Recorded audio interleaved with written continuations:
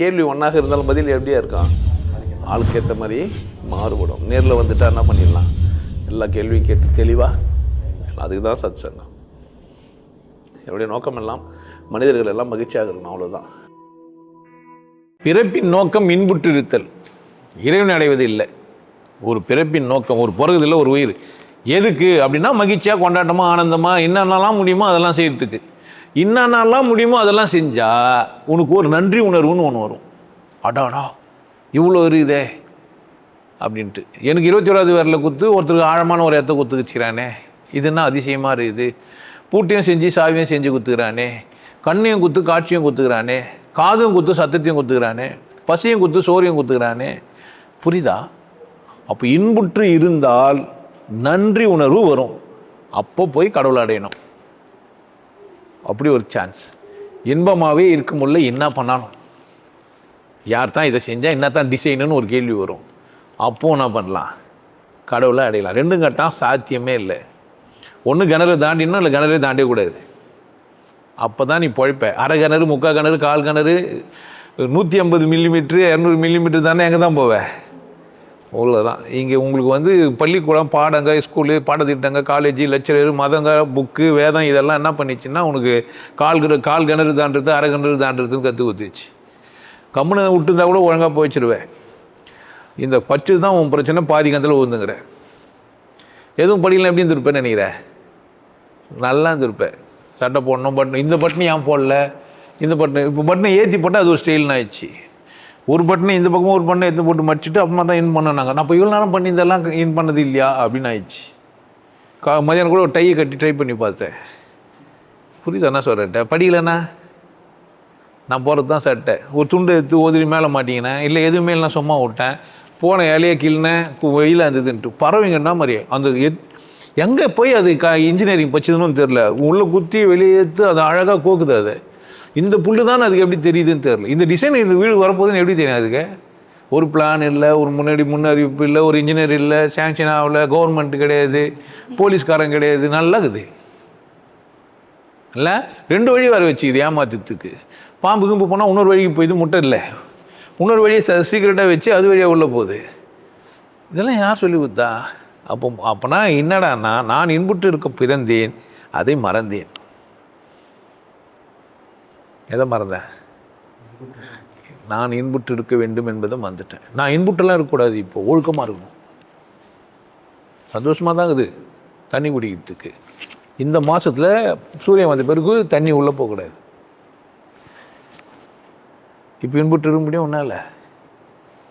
அட பாவி, இன்னைக்கு அமாவாசை மீன் சாப்பிடுவியா பைத்தியம், நல்லவனா முடிஞ்சிச்சு உன் கதை. புரியுதா? பின்புற்று இருப்பேன். போய் குருக்கிட்ட போய் இப்படி தான் கேள்வி கேட்பேன். மரியாதை இல்லை, அன்பானவரே, அறிவானவரே, அழகானவரே, நன்னடத்தை உள்ளவரே அப்படின்னு தானே பேசணும். சும்மா பேசுகிறேன். நீ கூட மதியானம் அங்கே உட்காந்துக்கும்போது காலில் உள் மேலே தாத்தா சொல்லு பேசுனேன். நல்லா சாப்பிட்டியாடான்னு கேட்டால் அவன் சாப்பிட்டேன்னா அப்படி சொல்லக்கூடாது. சாப்பிட்டேன் தாத்தா, உட்காந்துட்டேன் தாத்தா, நின்ட்டேன் தாத்தா சொல்லணும். சொல்லும்போது எப்படி சொல்லணும்? மரியாதை இல்லாமல் மொட்டையா சொல்லி கொடுத்தாங்களா இல்லையா? ஆல்மா பேசவே முடியாது. யோசிப்பேன், என்ன சொல்கிறது, தாத்தாவா ஆயாவா, கன்ஃபியூஸ் ஆகிடும். அங்கிளா, இதே வயசில் உன்னத்தில் போய் அங்கிள்னு சொன்னாங்க. புரியுதா? என்ன ஆகிட்ட? இப்போ கடவுள் தேர்த்துட்டு நான் வர உன்னை ஏமாற்றணும். பிறந்ததே கடவுள் தேர்த்து தான். மரியாதையாக காலையில் உபதேசங்கிறது வந்துடணும். அதுமாதிரி திட்டினா வந்துடுவியா காலையில்? வரமாட்டேன். பணம் வேணும்ல. நல்ல வேலை பணம் இல்லை, இல்லைன்னா ஆவான்.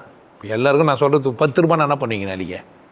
நாளைக்கு உபதேசம் காலையில் 10 ரூபா என்ன பண்ணுவீங்க? எல்லாம் திரும்ப வரேன்னு வைங்க. என்ன சொல்கிறேன்? வரமாட்டேன். 10 ரூபாண்ணா கண்டிப்பாக வரும். புரியுதா அவனுக்கு? அதனால் கடவுள் தேடுறதுன்றது சராசரியாக வரக்கூடாது. இந்த மாதிரி நன்றி உணர்வு வரணும், இல்லை ஆராய்ச்சி பண்ண வரணும். அதர்வைஸ் கடவுள் அடையிறதுக்கெல்லாம் பிறகுல, மகிழ்ச்சியாக இருக்கிறதுக்கும் கொண்டாட்டமாக இருக்கிறதுக்கு தான் பிறந்தேன். கடவுள் அடையிறதுன்னா அவங்க ஏதோ ஆகிட்டுக்கிறாங்க, அவங்களுக்கு ஏதோ பிரச்சனை வந்துக்குது. கடவுள் அடையிறான் ஒருத்தன், கடவுள் தேடுறான், தியானம் தேடுறான், சிவயோகி தேடுறான்னா டேமேஜ் பீஸ் ஆகும். எங்கேயோ அவனுக்கு ஏதோ பாதிப்பட்டுக்கிறான். என் பொண்டாட்டி நீ இன்னும் அவனை தலைகீழ் நில்லு போய் தியானம் பண்ணுறாலாம் பண்ண மாட்டாயா? சந்தோஷமாக இருக்கிறா. என்ன பிரச்சனை அவளுக்கு? சோறு இது, தண்ணி இது, வீடு இது, வசதி இருக்குது, நல்லா இது, ஏன் பயிற்சி பண்ணுவா? உட்காந்து மூச்சு ஒரு வேலையா மயிரே போயாண்டுவா. ஏன் வந்தது வாழ்றதுக்கு என்ன பண்ணுப்பா? அதில் யாருன்னா பிள்ளைங்களை வேறு பேசலாமா பண்ணுற பிரச்சனை வேலை செய்யணுமா அதை பண்ணின்னு ஜாலியாக இருப்பா. எனக்கு கடவுள் ஓணும், நான் கடவுள் பயிற்சி பண்ணுவேன்னா அப்படி எல்லாம் கோயிலுக்கு போகலான்னு வா. ஏன் சொல்லி கொடுத்துட்டாங்கன்னா என்ன? ஆமாம், இந்த கோயிலுக்கு போனால் கல்யாணம் ஆகும், அந்த கோயிலுக்கு போனால் அதுவும் ஆகும். நான் என்ன பண்ணுவாங்க? கடவுள் தேர்றது சராசரி கேள்வி இல்லாத மனுஷனுக்கு பாவம் தான். எல்லாம் போகிறாங்களேன்னு ஈஸியாக வந்துச்சுன்னா கொஞ்ச நாள் பொத்து போயிடுவேன், போர் வச்சிடும். அப்படிலாம் கிடையாது. கடவுள் தாகன்றது விசேஷமானது. எதன் பொருட்டும் எதையும் விடல, எல்லாத்தையும் இழப்பேன் நான், கடவுள் இழக்க மாட்டேன்னு சொல்லணும் ஒருத்தன். என்ன எப்படி இருக்கணும்?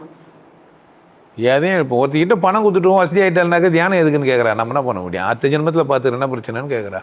இல்லை உனக்கு கொடுக்குறேன் எனக்கு போதாதான் என்ன பண்ண முடியும்? நம்ம உன்னை கொடுக்குறேன் அவ்வளோ நான் தனியாக தியானம் வர பண்ணுமா என்ன பண்ண முடியும்? உன் மனுஷன் சொல்லிட்டான், நல்ல வேலை என்ன பிரச்சனை வந்தாலும் முரண்பாடாக இருந்தாலும் பயிற்சி மட்டும் விடவே இல்லை. புரியுதா என்ன சொல்கிறேன்ட்டு? தாகம் பெருசாக இருக்கணும் ராஜா, ஆனால் பிறந்தது அதுக்கு இல்லை, மகிழ்ச்சியாக இருக்கிறதுக்கு தான். மகிழ்ச்சியாவோ அல்லது மகிழ்ச்சி இல்லாமல் போனாவோ சந்தேகமோ அல்லது நம்பிக்கையோ ஏற்பட்டால் கடவுள். அதர்வைஸ் ஸ்ட்ரெயிட்டாலாம் கடவுள் போகக்கூடாது, அது பெரிய குற்றம். ஈசனோட ஆயினும் ஆசையை அருமையின் அடி நீராரு அப்படிலாம் போகக்கூடாது. நேற்று வரைக்கும் என் பொண்டாட்டி இப்படி இருந்தால் இப்போ இப்படி ஆகிட்டாலே அப்படி இன்னும் ஆயிடுச்சுன்றா உள்ளவே இருக்குதுன்னா எனக்கும் அது மாதிரி இருக்குமான்னு வரலாம். பொண்டாட்டி போகிறாலே பின்னாடி போய் சந்தேகப்பட்டு போனேன்னா என்ன ஆகும்? தப்பு, ஆபத்து. உங்களுக்கு தேடுதல் இருக்கணும், வரணும். உங்களுக்கு எல்லாருக்கும் ஒரு விஷயம் சொல்கிறேன், ஆனந்த வாழ்வு அப்படின்ற ஒரு கோர்ஸ் யூடியூப்பில் போட்டு வச்சு, ஹாப்பி லைஃப் கோர்ஸ். நீங்கள் மெம்பர் ஆனீங்கன்னா ஆனந்த வாழ்வு கோர்ஸை நேரடியாக நீங்கள் யூடியூப்பில் பார்க்கலாம். ஃபேமிலியாக டிவியில் போட்டு என்ன பண்ணலாம், எல்லாரும் ஃபேமிலியாக போட்டு பார்க்கலாம். ஒருத்தர் தான் சப்ஸ்கிரைப் பண்ணீங்க, 5 பேர் 6 பேர் என்ன பண்ணலாம், நீங்கள் அதை பார்க்கலாம். வாய்ப்பு பயன்படுத்திக்கப்பா. இறைவை உணர்வோம், இன்பத்தில் கழிப்போம். குருசில யோகிய நாடு உன்னை நீ கொண்டாடு, கொண்டாட்டம் உனது பிறப்புரிமை. மனம் மறப்போம், மனிதம் வளர்ப்போம். நல்லா இருங்க, சிறப்பாக இருங்க, கொண்டாட்டமாக இருங்க. உங்களை நீங்கள் மதிப்பு மிகுந்தவராக மாற்றுறது உங்கள் கையில் தான் இருக்குது. நல்லா இருங்க. நான் ஒரு வாய்ப்பு என்னை பயன்படுத்திக்கலாம். நல்லது.